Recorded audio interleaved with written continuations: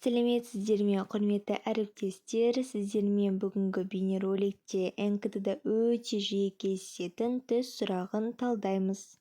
Мерсердің зерттеуі бойынша әңгіме оқушылардың оқуының ажырамас бөлшегі болып табылады және әңгіменің үш түрін көрсетеді.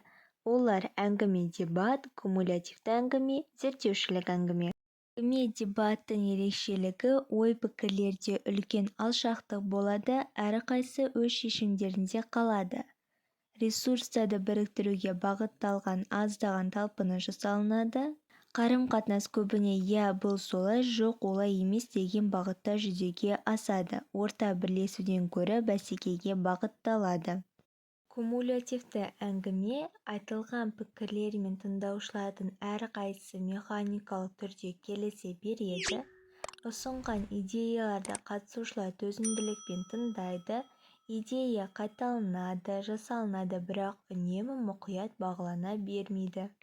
Зерттеушілік әңгіменің ерекшелігі: әркім ақылға қонымды мәлімет ұсынады. Әркімнің идеясы пайдалы деп саналады, бірақ мұқият бағаланады.